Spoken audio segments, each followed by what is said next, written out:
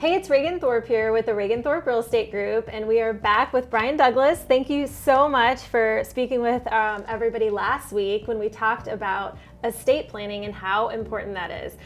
Brian has done real estate deals for us, but we also learned that he is into estate planning and has been very helpful with some of the transactions that we've done with our clients. So last week was huge. Everybody loved all the information that you were able to share. So we appreciate that. And we wanted to dive a little bit deeper because some of the things you said about a younger family, if something were to happen, it can get really sticky and messy. And so I don't think people realize that. Can you explain more about how to avoid some of those things and what they are avoiding? Sure, yeah. So a lot of younger families don't think that they need estate planning for whatever reason. Like, we don't have a lot of money, or we're just getting started, or nothing's ever going to happen to me. Nothing's ever going to happen to me, especially the men in the room, right? It's like, oh, I'm bulletproof, I'm invincible, right? Right. So yeah, they don't think about it because, and frankly, let's acknowledge one thing. Like, when you have a young family with young children, life is really, really busy, right? It's really hard to carve out time to think about some of these things when you're dealing with school and soccer and all the activities, right? But it's hugely important because, maybe even more so for younger families, because younger families by definition have younger children. Yeah. And what does that mean? Well, younger children means if they're under 18, they're legally incompetent. The law says they can't do anything. They can't sign contracts. They can't enter into anything.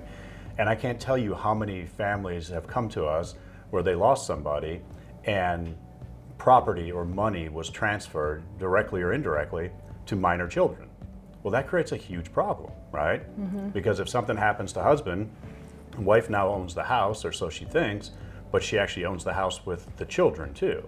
So now if wife wants to refinance the mortgage or get a HELOC or sell. She can't do any of that? She can't do any of that. Because she doesn't own 100%. Like, the bank isn't going to give you a loan on 50% or even 99%. The bank wants 100%. And so we can't just do it easily. So not only do you have to go through the probate process, which would then legally transfer the property to where it needs to go, but then there's going to be this percentage of the assets that are going to be held in the minor children's names. Wow. And that creates a problem, because if you want to do anything, then we have to go to court and get permission to sell the home and divide up those proceeds, because that money is then earmarked for those children. And mom can't just say, well, yeah, it's my money, and I'm the guardian, I'm the parent, I'm going to take care of it.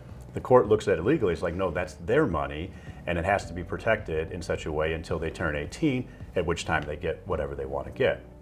So those challenges, ironically, it's kind of inverse thinking, but it's more challenging for younger families dealing with that than it is if older family. If it's an older couple and someone passes away and all the children are adults, well, guess what? We can go to them, assuming everybody's on board, and we can clean things up legally, because they're legally able to do so. They can choose to sign documents and allow the house to be sold and things like that. Wow. More unofficially, but when there's minor children involved, absolutely not. Wow. It creates a big problem, and we're in court a lot just trying to get a simple household. Thank you for explaining that, because I had no idea, and I'm sure a lot of our listeners and watchers are not aware of that either. So call Brian Douglas and Associates. He can definitely help you avoid some of these things.